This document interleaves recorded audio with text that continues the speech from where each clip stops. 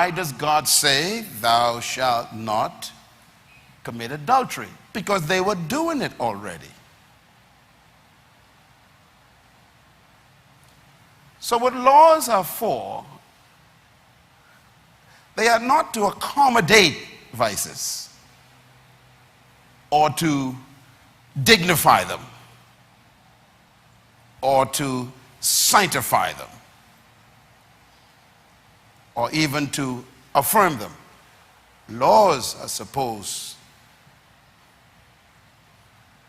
to stop the proliferation of a vice.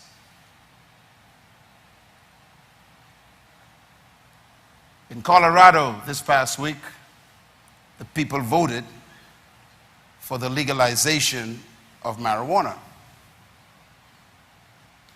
as a medicinal alternative. So they voted. And I think it might be important for our country to study Colorado right now. Because last Tuesday, they voted to legalize marijuana. Just a few days ago. The last 4 days, they've been trying to figure out how we can manage that.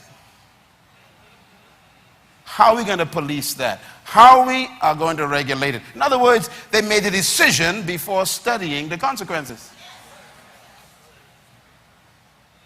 Now let me just say this right off and put the camera on me. Marijuana is good. God created the bush. And God said in Genesis, everything he made is good. And everybody in this room takes drugs.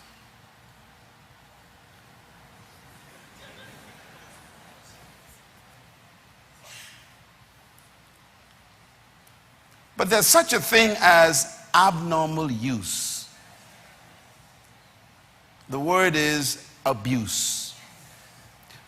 The reason why we use the term abuse is because there is a use for everything,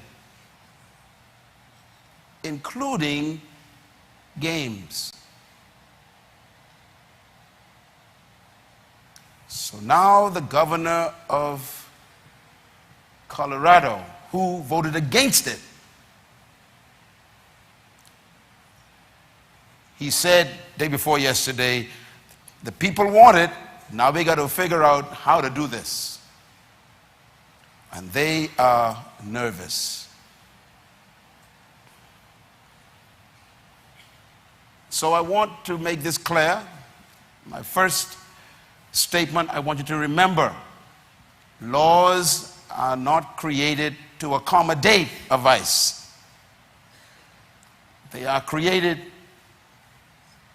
to stop them or to define them.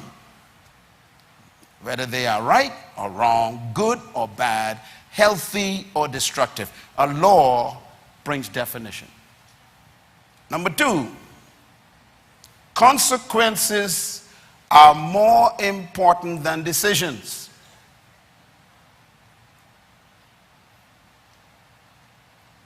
What did I say? Please write that down. Keep that until you die.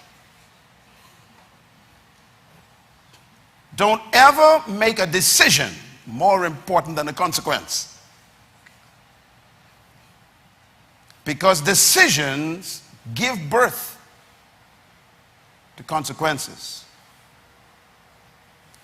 People normally say, if you make a decision, you got to live with it. That is not true. You don't live with the decision because that happens in one moment. You live with the consequences. So what you must do before you make any decision in life is